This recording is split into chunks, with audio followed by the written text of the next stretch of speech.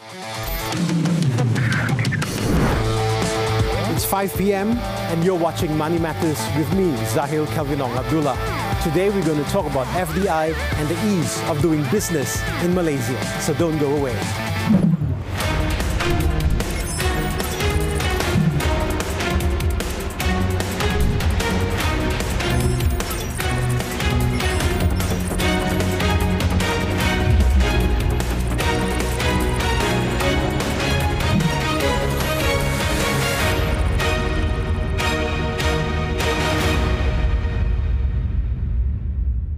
Welcome to Money Matters. I'm Zahir Kalvinong Abdullah, and we have in the studios with us a very special guest, Arham Abdul Rahman, Chief Executive Officer of the Malaysian Investment Development Authority, MIDA.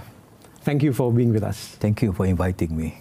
Can I start off by asking you that the first quarter of 2021 saw Malaysia recording a total of over 80 billion ringgit worth of approved investments in manufacturing, services and primary sectors. So what do we owe this surge of, according to reports, 95.6% from the same period over 2020?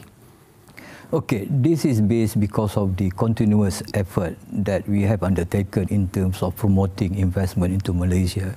So back to the question just now, the amount of investment that has been given approval for the first quarter, 80.6 billion. Of that, this is representing the whole economy, which include the manufacturing, services and primary sectors. So of that, more than half of that amount, 80.6 billion, contributed by the manufacturing sector. So this indicates a very strong performance of the manufacturing sector, where, as I mentioned just now, for the first quarter, we managed to attract a quite number of investment in the private sector. And then I must highlight here, this investment project are high technology in nature, capital intensive in nature, and as well as the something that we really look forward, something that we are really attracting for the last many years, in fact. So this is, again, even though we are under now in the period of pandemic, there's a lockdown and whatnot, by all the initiative undertaken by the government, we still doing all the promotion, which include virtual as well as physical and so on. So this is also an indication that Malaysia is still attractive to foreign investors, in particular the FDIs.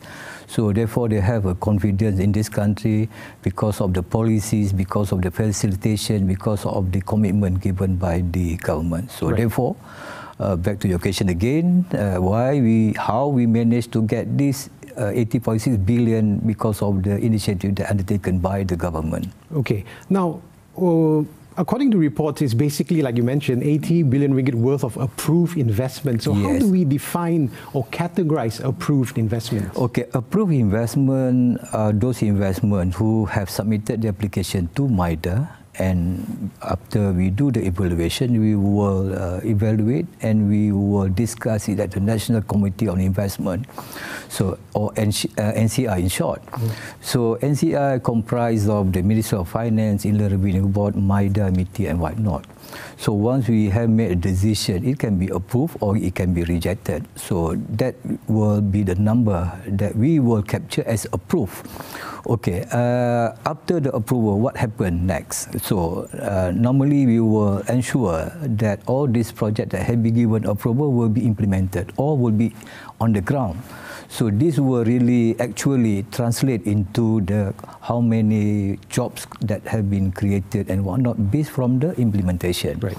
So what I would like to share with you, based from the aggressive facilitation and whatnot, based from the approved figures that we have given for the last many years, we can say that 75 to 80% of that project that have been given approval will be implemented. Right. So just to let you know that last week on Money Matters, we had Tan Sri Wafida Aziz on, and basically she said that during her time when she looked at especially figures that's being announced by the government, she said that a memorandum of undertaking would be how we should look at confirmed investments and not MOU. So she said only then can these investments be reported. So is she correct here, especially on what you're saying with regard to the 80 billion ringgit? Yes, 80.6 billion is the commitment indication or stroke, the interest indicated by the potential investor who want to do their business or to set up their operation in the country. Right. So that is correct, based on the commitment and whatnot. So the most important thing is how to translate this approved investment to the implementation. So this is where MIDA, we have recently established what we call the PACU, PACU, the Project Acceleration and Coordination Unit. So this is end-to-end facilitation. So we want to ensure that all these projects that have been given approval will be implemented as soon as possible. But I would like to give you or share with you the nature of the the manufacturing project in particular. Normally it will take about 1 to 2 years for this manufacturing project to be really implemented, because they need time to clear the land, they need time to install the machinery, to do the job offering and whatnot. So that is the normal time period for manufacturing company to really implement their project. So this is where under PACU we provide end-to-end facilitation. It's not only MIDA, we work closely with other government agencies which include the local authorities, the states and so on. Right. Okay, just before we go for the commercial break, what is MIDA's strategy in attracting investments in this pandemic? Because as you know, we are competing with other countries who basically are also fighting for the same pie.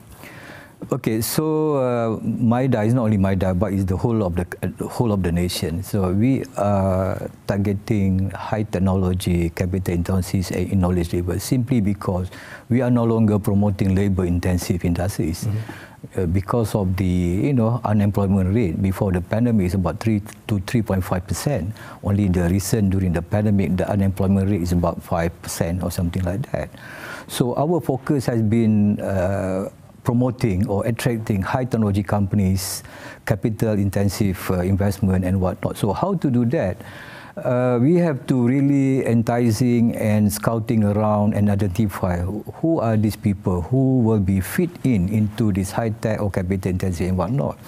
So in terms of facilitation, during the pandemic, even though our border is closed, we have what we call the one-stop center.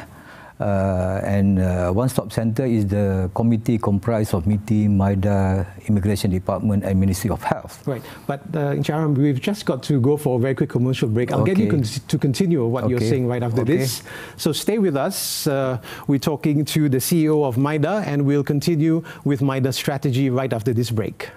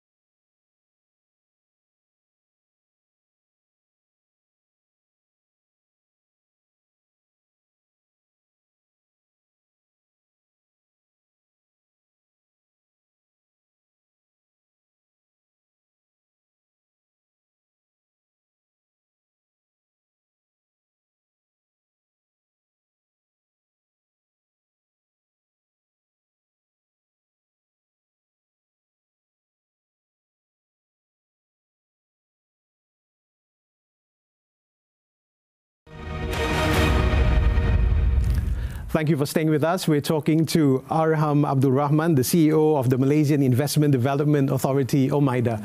Just before we went for the break, you were talking about MIDA's strategy for attracting investments. So looking at Pacu, which you talked about as well, in terms of the developments or the progress that, that Pacu has, what can you tell us?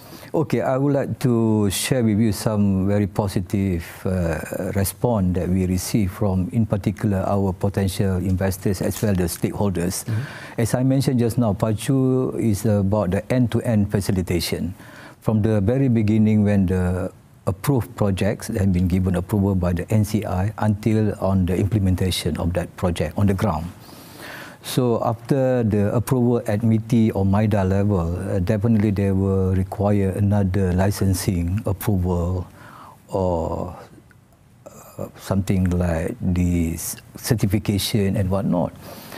So this is where MIDA, under the Pacu, we work closely with all the stakeholders at the state level when it comes to land, at the local authority level in terms of business licensing, at the bomba level for the fire department approval and whatnot. So a lot of issues faced by the potential investors in the past. By having Pacu, we are going to monitor and we are able to track where is the project at that particular point of time. Let's say for the approval at MITI MIDA under the fast track, we can approve within 3 days. For the incentive, maybe 4 to 6 weeks. Then they have to go to the state, they have to go to the local authority and whatnot. So by having this end-to-end facilitation, we work collectively as the whole of government. We will be able to identify what is the problem there, how long it takes to get approval at the local authorities, the state and so on and so on. So we have a dashboard.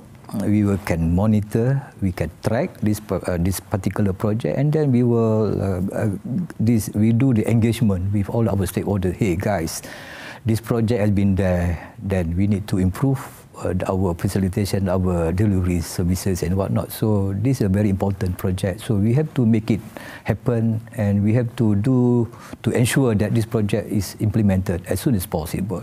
So this is the Pacu. So I just want to share with you, based from the figures that we have given approval from 2019 until end of December, of that more than 2,000 projects, to be exact, about 2,500 projects, I can't remember the figures, but of that, we already, under Pacu, we have facilitated about 1,600, which already, in terms of implementation, has shown a very positive result. It means the time taken is lesser and lesser. So we have in hand now just about the remaining of that 2005, and we hope we will be able to expedite the process of implementation as soon as possible by having this Pacu. And this Pacu was announced during the Penjana last year. Yes. Yeah. So looking at Pacu and also getting investments to come into Malaysia, so would you say that being selective in our investment agenda, is it the right strategy? As I mentioned just now, we have to understand what type of project that we want. This is where the focus should be still on the high technology, capital intensive, knowledge intensive type of investment. So because we know what is our strength, we know what is our weakness in terms of the workforce. We have issues with that. And there are many out there, still depending on the foreign workers. We are no longer promoting labor intensive in nature. What more of the workers are the foreign workers. So that's why we have to move. In fact, we have moved already. We have this transition for the last many decades. We evolved from the import substitution, export orientation, and we went to the the high technology, and now this is the era of the digital investment and something like that. So that should be our focus. Right. So saying all that, right, what does this mean in terms for the rakyat, in terms of job opportunities? Okay, so the spillover effect of this investment coming in, be it from the foreign investors as well as the domestic investment. This is for the rakyat. The one most important thing is the creation of the employment opportunity for the rakyat. I would like to share with you, I think in April, the government has endorsed the new policy of the government, which is the National Investment Aspiration, NIA. So under this NIA, there are 5 pillars. One of the pillars is the creation of high-value job opportunities. So we are no longer depending on the foreign workers. So we have to move to another level where we are talking about what is the definition high-value job opportunities. About talking about at least RM 5,000 per month or something like that, because the cost of living is very high. So this is one of the pillars under the National Investment Aspiration that we are really targeting. That is number one. Number two, when we talk about rakyat, we are talking about the inclusivity, because the economic development of the country diverse from the west coast to east coast as well as the Borneo, the Sabah Sarawak. So under the NIA, we hope that the economic development will be balanced. I must say it will take some time because to develop really all those East Coast states and something like that. So this is again about the rakyat, the inclusivity, so that all rakyat will enjoy the benefit of this investment. Yeah. Okay. Hold your thought. We've just got to go for another commercial break. Stay with us. We're talking to the CEO of MIDA, Arham Abdul Rahman. Be right back.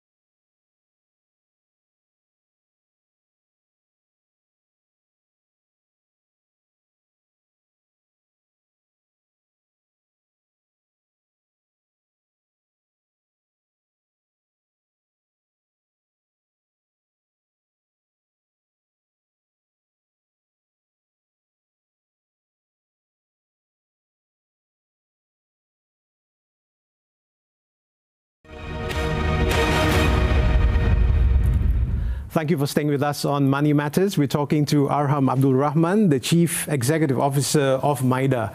Now, the ease of doing business in Malaysia, our ratings on Fitch and other rating agencies have basically improved. So do you think this has helped in terms of how people view the ease of doing business in Malaysia? Definitely. To answer to your question, this will be some sort of a good messaging to our potential investor, that is to show that, or to indicate that to do business in Malaysia is quite easy compared to some other countries and whatnot. So therefore, even though we had received a very good rating, we are not really comfortable with that. I mean that we don't have to be complacent. We have to improve further. So how to do this improvement in terms of the rating? So that's why, as I mentioned just now, Pacu is one of the initiatives undertaken by the government to ensure that project that will be implemented as soon as possible. Because when we talk about ease of doing business, it's not about cost. It's about how time taken to do the project and whatnot. Another initiative is that, as I mentioned just now, under Penjana, we have established a one-stop center for business travelers in particular, I mean the FDIs. So under the one-stop center, this is the coordination between MOH, Immigration Department, meeting MIDA. We have a committee to look into all those applications for business travelers who want to enter into Malaysia, even though during the pandemic, during the close of the borders and whatnot. So in addition to that, at the KLIA, we have the Business Traveller Center. So this is a dedicated facility for, in particular, the short-term business traveller. Short-term business traveller refers to those who are coming to the country for less than 14 days. Okay. So these are the business travellers who want to come to Malaysia looking for a site selection. They want to meet their customers and whatnot. So at this dedicated BTC, Business Traveller Center, we have a dedicated lab. So upon arrival, the investors will have to undergo this swab test, and within 2-3 hours, they have a dedicated lab. We outsource to one of the private clinic. Within 2 or 3 hours, they will be getting the result. If negative, they will proceed with all the itinerary program that had been given approval in advance before they arrive in Malaysia through this one-stop center. If they are positive, they will go to the quarantine and whatnot. So it's interesting that you mentioned the swab test, because during this MCO, foreign business groups, including chambers of commerce like Germany, Japan, and also the US, have appealed for clarity in how business are supposed to operate during the MCO. Doesn't this sort of hurt the image of doing business here in Malaysia? I think I can understand the concern raised by all the international chambers, because I think you know very well, under these MCOs, we only allow certain activities or economic sector that allowed to be operated, I mean, during the MCO. We look by the essential, the food and beverages, E&E, and some other sector. But when some people ask why E&E, so you must remember that E&E, the product, the component and part will go into the machinery to produce food. Right. E&E product will go into medical device. Medical device is very important to the hospital and whatnot. So the concern from the international chamber is that until when they are supposed to wait, especially for those companies who are producing non-essential, so-called. So this is the concern. So therefore, I think recently the government has announced under the National Recovery Plan, we give some indication. Okay, phase 1, phase 2, and phase 3. There's some benchmarking there. The first benchmark would be what would be the number of COVID positive. Less than 4,000, then we go to another phase. As well as what is the capacity of the ICU. As well as what is the rate of the vaccination. Right. So by having this benchmarking, it can give some certainty to foreign investors that by going into the second phase or third phase, there will be more economic sector will be opened up or something like that.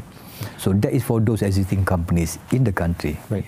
Now, looking at the concerns by the chambers of commerce, and of course on the many trade missions that you have been on together with the minister, most recently to Turkey as well.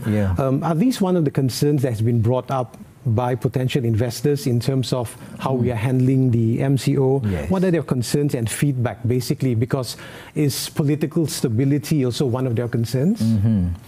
Okay, I think that is among the favorite question among the potential investors that we met during our trade investment mission. So far we have conducted 3 trade investment missions. The first one was to Korea, Japan, and the second mission was to Saudi Arabia and UAE. And the recent concluded trade investment mission, we went to Turkey, Austria, and Qatar. So to answer to their concern among the potential investors, we always tell them that we are still open to business.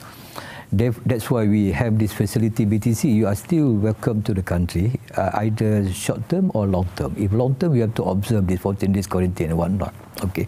When it comes to the policy wise, so we still have this what we call the very pro-business policy. We welcome everybody, no matter which country you are coming from and whatnot. And our policies, incentive and whatnot is very transparent.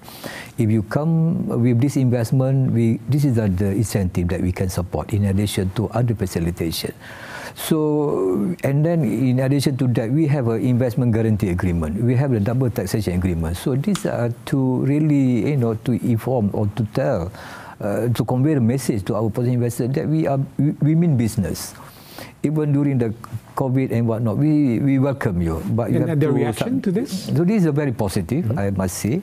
As I mentioned just now, under the BTC, the Business Service, we have already received about 1,520 business travelers short-term who are utilizing, and they were very happy with this facilitation or facility that we provided to them. Okay. Yeah. Aram, thank you very much for being on Money Matters. It has been a pleasure having you with us. Thank you.